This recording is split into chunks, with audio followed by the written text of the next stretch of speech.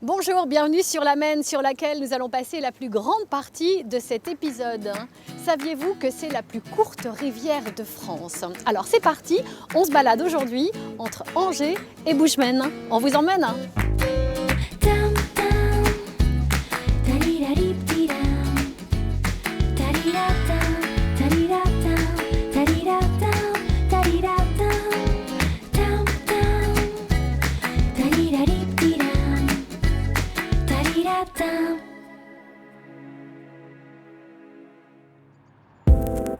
Pratiquement au pied du château d'Angers coule la Maine. Tout le monde n'est pas d'accord sur son appellation et son origine. À coup sûr, Jacques aura lui aussi son avis sur la question. Très impliqué dans la vie associative, il m'a donné rendez-vous à bord de son bateau, le Doumnakos. Bonjour. Bonjour Sylvie. Comment ça va Jacques? Ça va? Bienvenue à bord du Doumnakos. Ouais. Hein? Et qu'est-ce qu'on fait aujourd'hui alors? On va faire la Maine. Toute la Maine? Toute la Maine. Tombez pas. Depuis le pont de Segré, le début de la Maine, jusqu'à Bushman à la pointe. Ok. Allez, on y va? On y va, c'est parti. Il y a environ 4 ans, Jacques lançait la fabrication du Doumnakos, le navire amiral de la Gabarre angevine. Aujourd'hui totalement équipé, Jacques navigue autant que possible sur son petit bijou. Comment il est né ce bateau? Oh, il est né d'une rencontre entre des amoureux de la Loire, de l'eau, du patrimoine en général, et puis d'une idée un peu folle qui était de refaire un bateau patrimonial le plus à l'identique possible. Alors quitte à faire quelque chose, on a voulu faire une première, puisqu'il n'existait pas sur le bassin de la Loire de gabarreau de Loire. Et puis on a monté le projet de refaire à l'identique un gabarreau de Loire à partir de cartes postales, puisque comme vous le savez, il n'existe pas de plan. Et donc on l'a refait vraiment à l'identique. C'est un bateau qui actuellement fait 20 mètres de long sur 4,45 de large, à peine 50 cm de tirant d'eau et un mât de 9,50 mètres, 18 tonnes en tout. Ce bateau, c'est quelque chose qui a toujours été quelque part dans votre tête. Vous aviez toujours dans l'idée, un jour, de construire votre bateau? L'idée de refaire un bateau, oui, il y a longtemps que j'avais cette idée-là. Hein.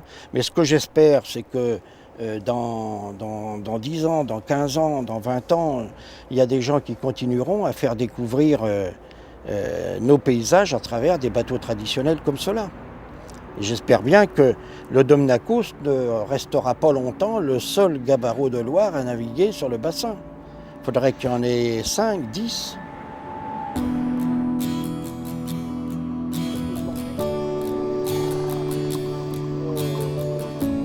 C'est là que démarre la Maine. Mais où? Au-dessus, vous avez à votre main droite Ouais. la Sarthe et à votre main gauche la Mayenne. Ouais, bah ça, faut le savoir, hein, parce que c'est pas marqué dessus. Ah, c'est marqué dessus, mais bon, Ah bah c'est ça se découvre, c'est comme le pas reste. marqué dessus. On connaît assez mal la Maine. Autant on a des tas d'histoires toujours sur la Loire, la Maine ne jouit pas de cette même aura et de cette même réputation. D'abord, la Maine ne s'est pas toujours appelée la Maine.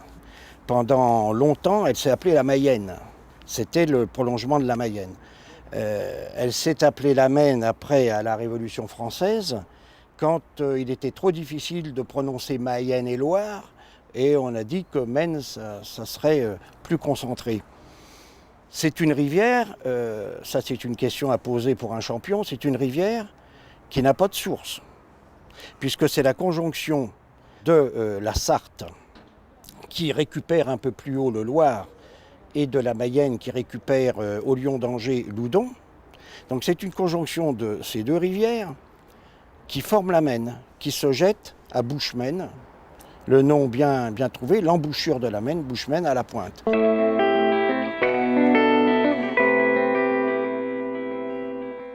C'est une rivière qui a une histoire. Lorsque abusivement ce qu'on appelle l'édit de Nantes et qui en fait a été rédigé à Angers. Hein, mais on attendait que les Nantais qui étaient protestants acceptent pour aller signer à Nantes. C'était quand même plus glorieux. Et donc en attendant, eh bien, Henri IV a passé environ 2 mois à Angers et il allait chasser à la Baumette. À la Baumette où a passé un an et demi Rabelais. Donc on est au cœur de l'histoire de France et on est aussi au cœur de la poésie, puis le paysage est tellement beau. Tandis que l'on glisse tranquille, on croise au bord de la Maine un club d'aviron réputé, centenaire et tout public. On y prône une philosophie, naviguer pour orienter doucement les jeunes vers le plus haut niveau. Dans les lueurs de l'aube, 2 silhouettes s'activent au bord de la Maine. Il a beau faire froid ce matin, Claire, la championne d'aviron angevine, et son entraîneur Julien sont les premiers sur l'eau. Médaillée de bronze au championnat de France junior 2014 en bateau court, Claire s'entraîne 10 fois par semaine. C'est le prix à payer. Claire, c'est une demoiselle qui a débuté l'aviron, qui avait 10 ans, donc en plus de l'avoir suivi, c'est vrai qu'on l'a vu également grandir, évoluer. Claire a pour elle quand même une grande détermination, surtout face à la compétition. Posé en haut, pour qu'en dessous tu puisses garder le lien jambe-jambe avec le bateau. Voilà, reste légère devant. Ce matin, donc, c'est une des séances d'entraînement traditionnelles du samedi matin où on est sur une séance calibrée donc d'endurance où la distance va être de 20 km. Un peu dur quand même. Difficile, hein. Ah, je me sens lourde en fait. Bon, du coup, à voir pour cet après-midi.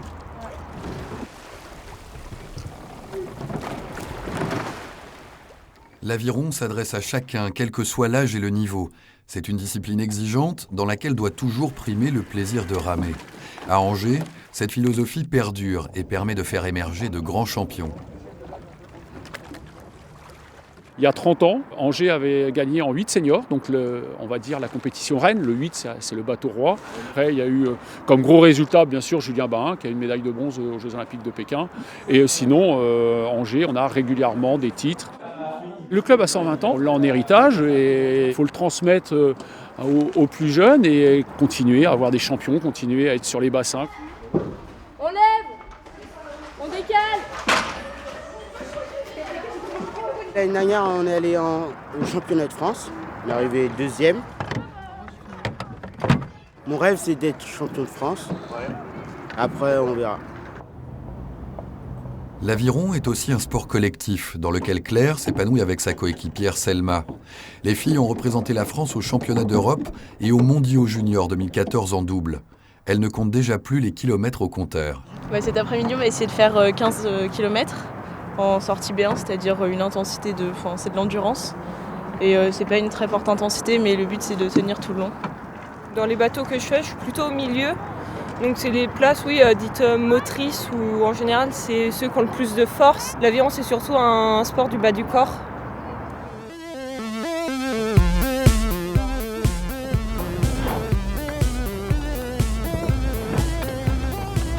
On va voir.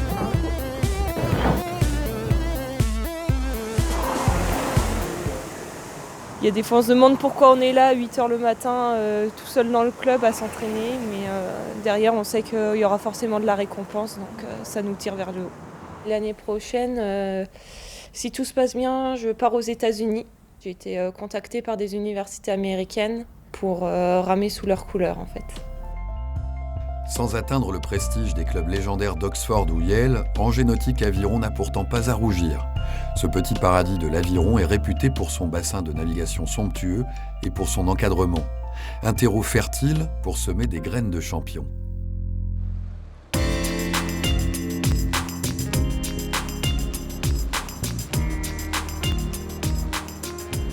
Quand vous dites que vous avez toujours traîné vos fonds de culotte autour de l'eau, vous avez des souvenirs précis de moments un peu particuliers de votre enfance autour de la rivière?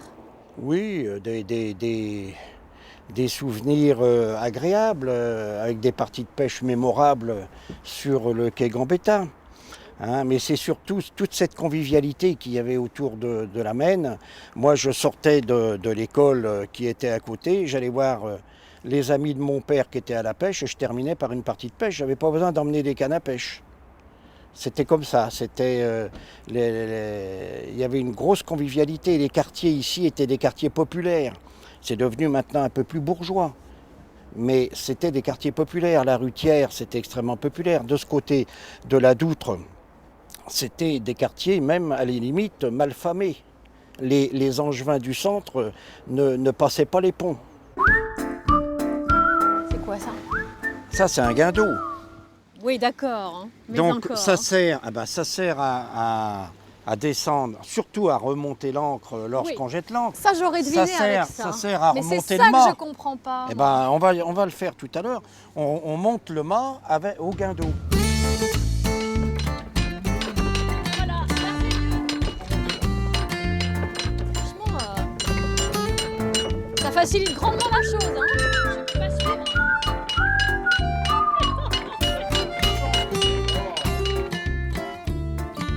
Il y a aussi le village de Reculé avec lequel vous avez un lien particulier.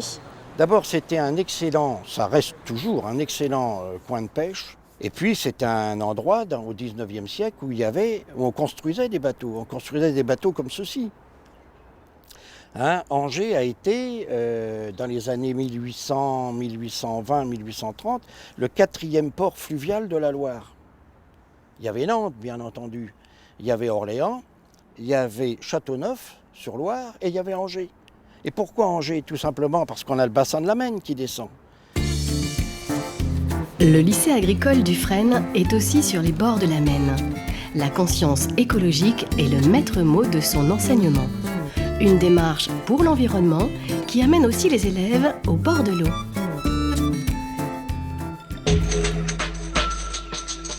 Vous allez trouver des œufs très peu visibles. Alors vous avez des petites loupes, observez. Et puis vous allez trouver ce qu'on appelle des larves.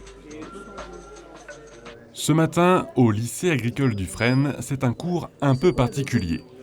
Au programme, la lutte biologique pour la protection des rivières. Maintenant, on essaie de travailler avec des molécules de moins en moins agressives pour l'environnement ou des méthodes complètement alternatives qui visent à se passer des pesticides. C'est ce que nous faisons ici dans cet établissement avec les plantes pièges notamment et d'autres techniques.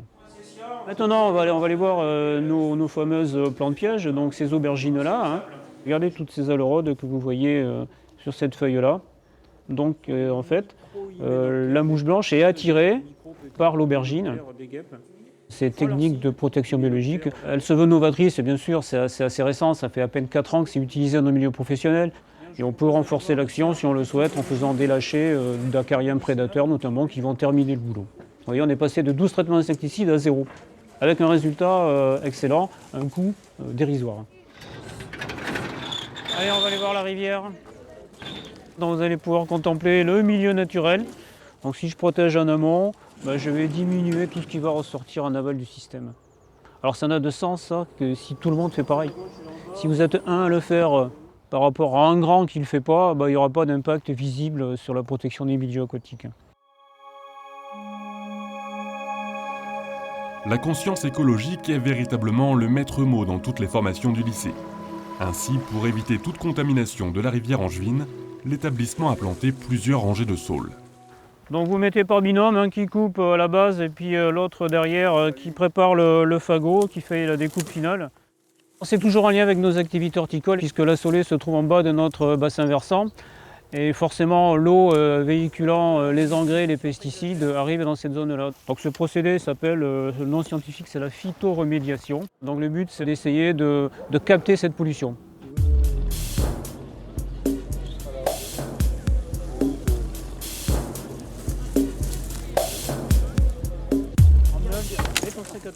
C'est une capacité phénoménale, la plante, à absorber les matières organiques ou polluantes. Donc il y a tout un système qui se crée autour des plantes qui est intéressant pour la nature. Pascal est devenu un expert. Lui qui a passé 20 ans dans l'imprimerie, le voici maintenant stagiaire d'une toute nouvelle filière. La formation de technicien du génie écologique consiste principalement à accompagner les collectivités ou les syndicats de bassins et de rivières. Donc gestion des pollutions, aménagement paysager. Donc c'est de pouvoir être l'œil vigilant de nos rivières. Ses cours terminés, Pascal part explorer les berges de la Maine. À la fin de son stage et diplôme en poche, il veut se lancer dans la collecte des déchets et en faire son nouveau métier. Ce Ce que je récupère beaucoup, c'est tout ce qui est la matière solide, ce qu'on appelle les macro-déchets. Tout ce qui est visible à l'œil, qui peut déranger au niveau de l'aspect visuel de la nature, quoi. Donc le technicien du génie écologique, c'est pas aussi que la restauration des rivières, c'est aussi l'entretien des rivières. Voilà, sur un petit périmètre, en 2 minutes. Donc on peut imaginer sur 10 km de rivière. Donc au bout d'un moment, ça peut énerver et on relève les manches et on intervient. Les actions pédagogiques en matière d'environnement du lycée sont donc un exemple qu'il faudra suivre si nous voulons arriver au très bon état écologique de nos rivières.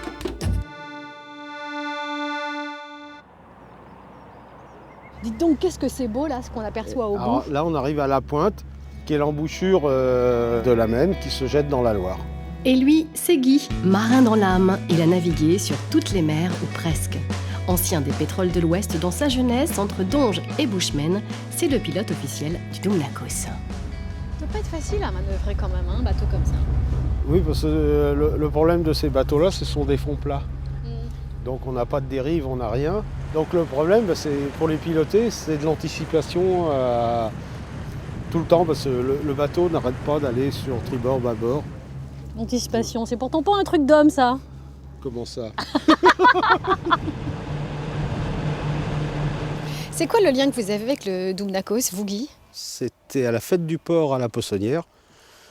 Je descendais avec une toux et j'ai vu ce bateau pour la première fois.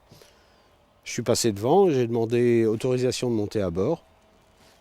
Et je suis monté, Jacques m'a dit aucun problème, monter à bord, il m'a fait visiter. Et il m'a dit j'ai quelques problèmes d'handicap avec mes bras pour naviguer. Mais j'ai dit moi ça ne poserait pas un problème de piloter ce bateau. Donc voilà comment on s'est connus. On a pas mal navigué avec. Et puis je lui ai prouvé que je savais naviguer sur des gros bateaux. Voilà. Il faut dire que vous avez un peu d'expérience en ce qui concerne le maniement des bateaux. Un petit peu d'expérience sur les gros bateaux, oui. Entre autres, en mer avec des chalutiers. Et puis avec les pétroles de l'Ouest. L'industrie pétrolière, c'est quelque chose auquel on n'est pas habitué sur la Maine. Quel lien vous aviez avec cette industrie-là? J'ai navigué un peu sur le Glorex, qui était le plus gros pétrolier qui naviguait sur la Loire et la Maine. C'était un bateau qui faisait 71 mètres de long, 71 ou 72 mètres, 9 mètres 80 de large, 2 mètres 50 de tirant d'eau. On transportait, le Glorex, il pouvait monter jusqu'à 1200 tonnes de carburant. Il y avait l'Exane, le Jean-Éric, le Jean-Luc, le Pascal et le Glorex. Il y avait 5 pétroliers jusqu'en 91 qui faisaient la navette entre Bushman et Donge. Naviguer, moi j'y étais pas, mais mettons en 62-63, quand il y avait la glace ou que la Loire a gelé, qui remontait avec les blocs de glace qui naviguaient sur la Loire, ça devait être super impressionnant. Il faut savoir quand même que le Glorex, je crois qu'il tirait 2,50 mètres de tirant d'eau. Donc en sachant que la Loire, des fois, il y a à peine 1 mètre d'eau. Mais c'était toute une époque, c'était sympa. Quand vous partiez comme ça en balade sur la Maine à bord du Dumnakos ou d'un autre bateau, ce qui se crée, ce qu'on sent entre tous les marins, c'est aussi ça qui vous attire? Ouais, c'est... sur la Loire, et puis ce que j'adore et j'aime sur la navigation de la Loire et tout, c'est l'ambiance qui se crée autour de ces vieux bateaux. Je trouve que c'est une ambiance qui fait qu'on est tous liés à la Loire quelque part. C'est mon plaisir, quoi. C'est ma vie.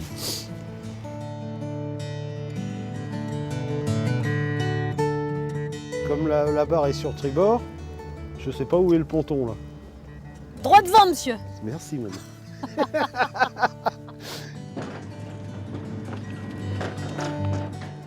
Ben voilà, on l'a réussi notre accostage. Pendant qu'on débarque, on rend visite à François-Xavier Alexandre, un artiste du coin qui nous fait partager son univers pictural au travers de ses installations.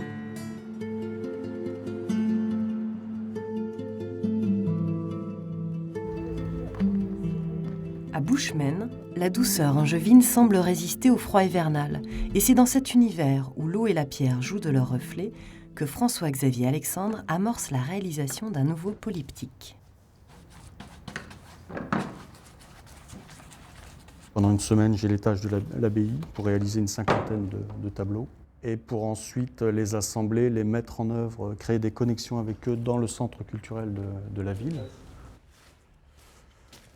Le sujet, c'est une déclinaison de forme issue de l'angle droit.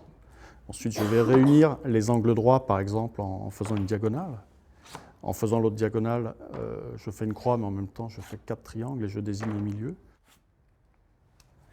Je n'utilise pas de couleur. Ça masquerait de fait tout de suite le sujet premier, qui est un langage de forme, et non pas de couleur.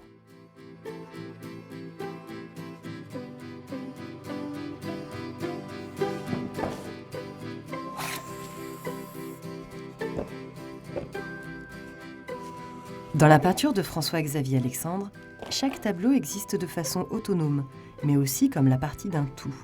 Pour s'en rendre compte, direction Baugé, où est exposée une installation d'une centaine de pièces.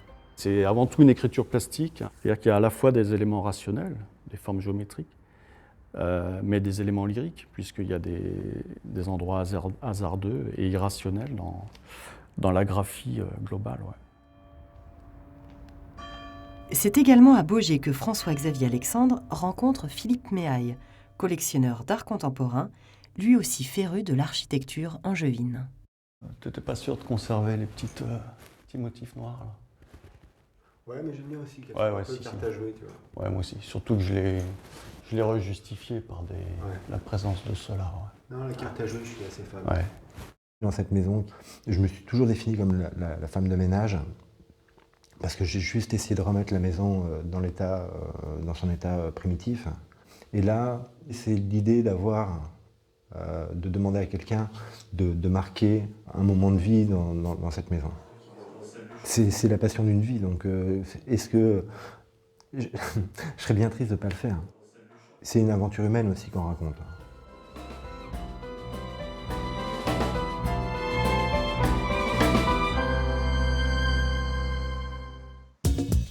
Au fil de l'eau, le Dumnakos nous a emmenés jusqu'à Bushman.